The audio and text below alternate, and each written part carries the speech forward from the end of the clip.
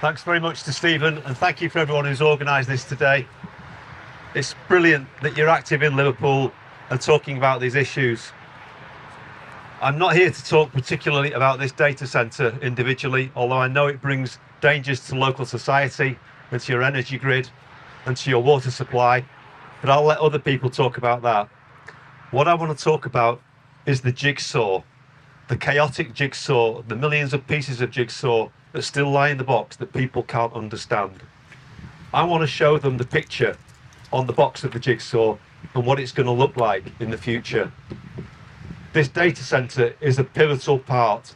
There are 6 elements to a digital future which come together to create a world which none of us can ever afford to leave our children to live in. But first of all, I'm going to surprise you. I want to thank Mr. Keir Starmer, because Keir Starmer has given the British population the greatest chance in human history to change this world for the better. Inadvertently, albeit, but he doesn't know the opportunity that he has given us to unite behind one single cause, and that is the digital identity. I want to cover 3 things. I want to show you a vision of what his world will look like and his global partners. I want to show you how and who are putting this world together for us. And I want you to go away and research everything I say. Do not believe anything I say, but I will give you specific people who will tell you more detail and truth than I can. And thirdly, and most importantly, I want to give you solutions. We have the power to change this and to have a perfect world where nature and technology work in perfect synchronicity for human happiness and for the planet, in truth and in love. We have the opportunity to spread that across the entire world, and it starts with digital identity. But first, in the spirit of the great John Lennon, I want you to imagine. It's 5 years from now and we're standing here at this data centre in Bootle because we're not happy with what's been done to our local community. But it's a cold, calculated digital world, a cashless world. And each and every one of us knows that by standing here, we've already been identified on facial recognition cameras. The government and the police know exactly who is here, where we live, they know our names, they know everything about us. They know how we got here. Our journeys were digitally tracked because there is no cash to pay for them. On the buses and on the trains, they know when we clicked on and when we clicked off. They know exactly when we left our homes this morning. They know how many times we flushed our toilet because of their smart technology. And they know that at least 2 of you are carbon criminals. You've already been fined this morning. You left your heating on when you left. And you've already been fined as a digital criminal, a carbon criminal who's exceeded his carbon footprint. We may laugh, but this world is being built. As we stand here in 2030, in the future, we know that every single email that we send, every single contact on our phone, every conversation we have, everything we say and everything we do is tracked and traced. 2 years before, in 2028, I first experienced being locked out of a supermarket at the front door. I wasn't allowed in because I was outside my lockdown zone by 1.2 kilometres. I had to return home so that my central bank digital currency wallet could be switched back on. The government will not let me spend money outside my lockdown zone. One of us tried to buy a nice tasting Greg's pasty on the way here. Payment rejected. You need to get back to your 5 a day. You've exceeded your carbohydrate limit. We may laugh. And of course, here we are in 2025, and none of this has happened, and none of this can happen, really, at the moment. But we won't be laughing long. The UK government has an extremely close partnership with China on commerce and on digital. technology. And China is the biggest technocracy in this world. It is the blueprint for the world that I've just described. Much of what I've just described is already active and absolutely possible in China. Wuhan province is completely covered with super fast 5G internet to make it possible. That infrastructure is built around six things: digital identity, the magnet that pulls everything that there is to know about you into one single place so the government can analyze it, scrutinize it, and profile you, and decide what you're allowed to buy, where you're allowed to travel, and maybe what you're allowed to say, and maybe whether you're allowed to be free. Artificial intelligence, supercomputers, to drive the analysis of this data so that they know everything about you in real time, to make immediate decisions through your digital wallet about what you may and may not do. Your mobile phone. By 2030, in that scenario, your mobile phone has to be carried with you because you cannot get on a train or bus without it. It knows everything about you. And our children are selling their soul to their to their phone, their smartphone. Everything about them, their data, their conversations, their video is filming them as they're getting changed in their bedrooms. Their cameras work all the time. Whose hands will this data end up with? Central bank digital currency, been in development since about 2018. The UK government and the Bank of England already have it ready to go. The development has been done in 150 countries around the world. This is not about our country. This is a global technocracy, a global government. So who is doing this? Who is putting this together and building these data centres as digital prisons, which will restrict the lives of every single child who's born? It's been put together by an organisation that all your life you've been told they're the good guys, the white hats, the United Nations. They started with the money of the richest man that ever lived, J.D. Rockefeller, for commercial interests, under the guise of their one job. They had one job: world peace, no more wars. That's their one job. Well, look at the state of them. How many of their countries who are members of the United Nations are currently at war with each other, killing each other's citizens? Russia, Ukraine, I could list them all day. How many more? The United Nations has failed in its one task, but its real task is hidden behind closed doors. Its real task is the United Nations Agenda 21, which has been followed by the Agenda 2030, which is the blueprint for the world that I have just described to you. And it's dressed up in the usual clever language of politicians. 17 sustainable development goals. They sound beautiful. Take goal number 2, end world hunger. Well, wouldn't that be lovely? Well, first of all, I'd argue about that, because there's lots of people in our country who aren't hungry, but they're malnutritioned. They're eating junk from supermarkets and takeaways. They're getting no nutrition whatsoever, but they're not hungry because their bellies are full. They're getting fat and they're unhealthy. This is the sickening world that we live in. But their view of solving world hunger lies with their partners in crime, the World Economic Forum. They have a memorandum of understanding with the World Economic Forum. And these are the richest billionaires who meet at Davos on their private jets, telling you you shouldn't drive your car, you shouldn't put your kettle on because of your carbon limit. These people are driving a global agenda on food which is disgusting and dangerous for the health of humanity and the future of humanity. They want cows not to be walking in fields. They want fields. They want our beautiful countryside and meadows filled with solar panels. They don't want cows. They don't want real meat. They don't want real food. He wants real meat, that little dog. Well, I don't know. He thought he was going to bite me then. So their idea of solving world hunger is genetically modified food. Illegal in this country in 2019.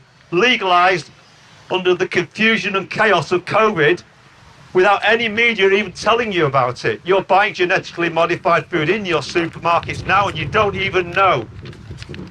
They're developing insects and bugs in massive farming units to sell to us for nutrition. So that's their idea of nutrition and synthetic meat. Lab grown, lab developed meat instead of real meat that gives us the most nutrition, that's helped humanity develop its intelligence and its strength and become the species that we are. And they want you to stop eating meat while they fly around on private jets and eat the best meat and organic meat themselves. We know this from Prince Charles. I don't call him king. Prince Charles eats organic meat. He wants you to eat lab-grown meat. If he's still alive, well, I don't know about that. But what I do know that he's lectured our country on these things. And he is the worst criminal. He talks about your use of carbon dioxide and carbon dioxide emissions while he's flying on a helicopter, the least efficient method of transport known to man. So, United Nations, they are our enemy, make no mistake. And they expose, and this data center exposes their carbon hypocrisy. Because as they fly on their private jets to these meetings to tell you how to live and to stop using carbon dioxide, stop emitting anything, stop eating red meat, stop driving, stop traveling, stop flying. As they do all of that, they're building data centers which will use biblical quantities of energy and water, which will drain the resources of local communities to the point where they're actually having to consider bringing small modular nuclear reactors into populated areas to power these data centers all around the world. And to give you one piece of data I saw on this week, we've all heard of Silicon Valley in the United States, the digital valley where Google and Facebook control our lives and our information. Well, they've now got Data Center Alley, and it's in Washington State, in Washington, DC. And what this place with digital data centers, I believe uses the same energy as the nation of Denmark. If that is true, it gives you a vision of just how much a lie the whole carbon dioxide myth is, because they would never sign this away. They would never agree to this use of energy or waste of energy that we don't need. Every single person supporting net zero would be standing behind me today saying, do not open that data center. But unfortunately, through no fault of their own, they are misled, and carbon dioxide does not cause global warming. We've got people like William Happer, former advisor to 3 American presidents. He says carbon dioxide does not cause significant global warming, and cannot. You've got Dr. John Clauser, 2022 Nobel Prize winner for physics. In his words, man-made global warming is a crock of crap. His words, not mine. We've been lied to consistently because they know that we can be manipulated through our emotions because we want a cleaner world for our kids. And so when they tell us that the problem is carbon dioxide, we all believed it for a while, but the world is waking up. And this data center and the United Nations Sustainable Development Goals prove the hypocrisy. They expose the lie barely. Keir Starmer has threatened us and every one of our children that if we don't have his digital identity, it won't be a criminal offence, but we will not be allowed to work.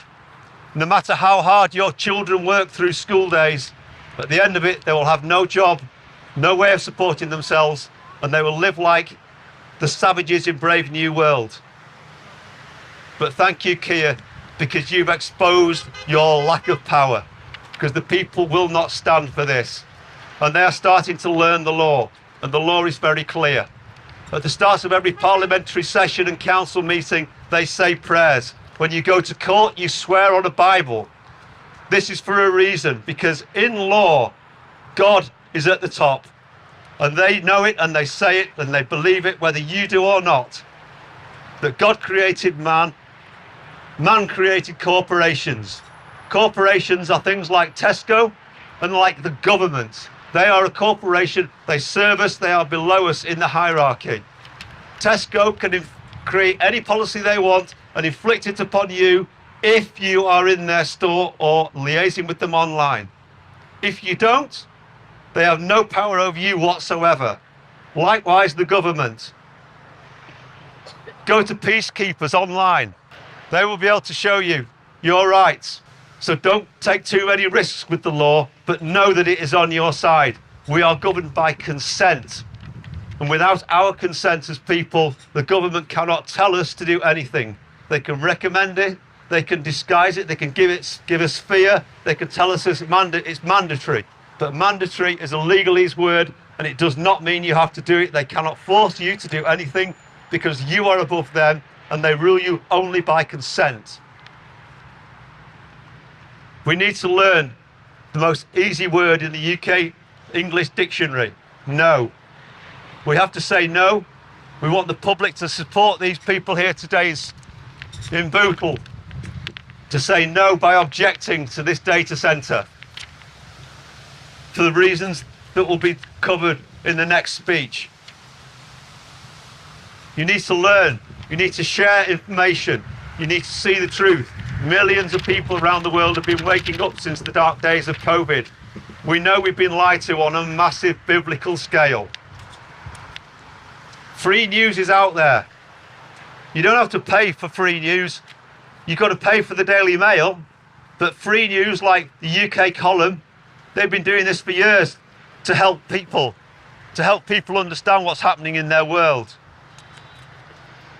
Free news from the light paper. You might not like everything you read in the light paper, but they're telling the truth and talking about things that government and BBC will not talk to you about. They're filling a gap. They're filling a void. It's free and it's physical. A newspaper for the people, by the people, distributed and funded by the people. Wake up, people. This is the direction we need to look. Learn and share this information. Question it. But 3 things I'll close on. Use cash. Bring back cash. Use it every day of your life. If somebody does not want to accept cash, you leave that shop, establishment, pub, or whatever it is, and you very politely explain to them why digital currency is so dangerous to create the world that I described at the start of this presentation. Cash is king, and cash is vital for freedom. It's inconvenient. I hate using it. I'd rather use a card, but I don't, because it means far, far more than my convenience. This is about the future of my kids, their kids, and humanity. Please use cash. Next, thank you. Finally, biometrics. Do not be conned about the word Brit card. It is an optical illusion.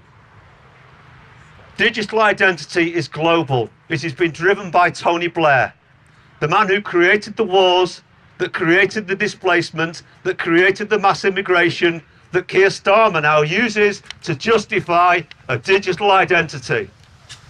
Blair is at the centre of this. He's creating a global technocracy, and he uses that specific word in line with his supposed role in running Gaza, of all places, after the destruction he's caused and the mayhem in the Middle East. That man is at the centre of so many things, working for the people who truly own this world. Biometrics are the real key problem. Forget about Brit card. You're already being conned into it. People who I know have already gone onto the Gov One login site, waved a mobile phone in front of their face, taking their iris scan, taking their facial recognition data, taking their fingerprints, and handing it to the government. Well, what do you think the government are going to use that data for? The digital ID. When it's launched, the people who've already done it, if they don't retract and get that data back through GDPR, they already have a digital ID. So don't take notice of the PSYOP and the news and the supposed debate in Parliament. They're not debating it, they're talking about the introduction of it. That's what the debate was about. Digital ID is coming until we say no, and we will say no. I have absolute faith that humanity will wake up in time, because Keir Starmer has given us the greatest opportunity in human history.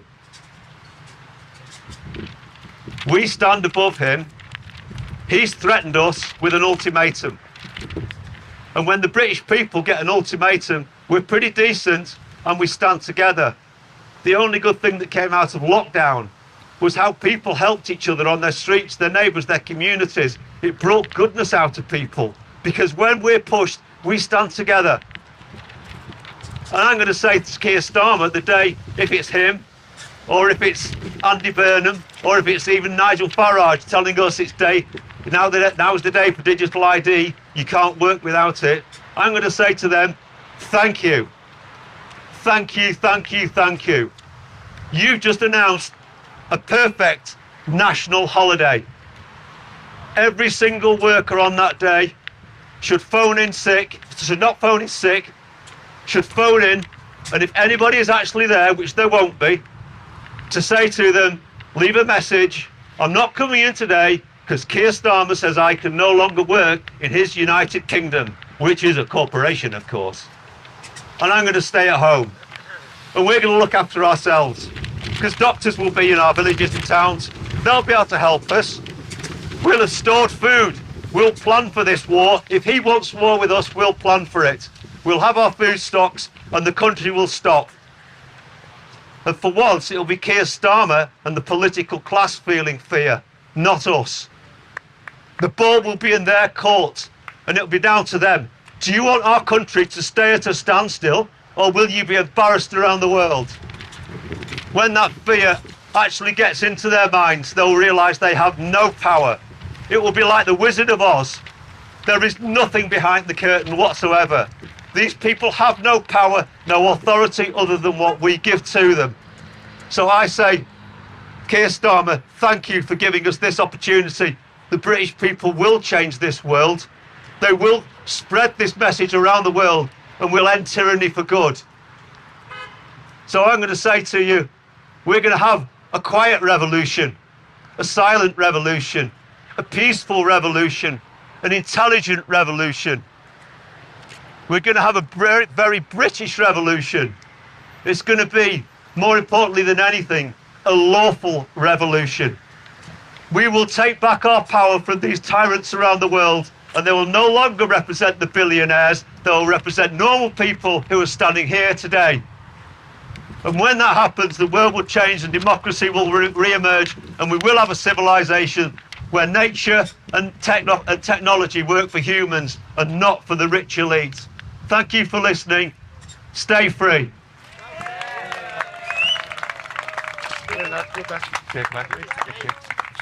Well,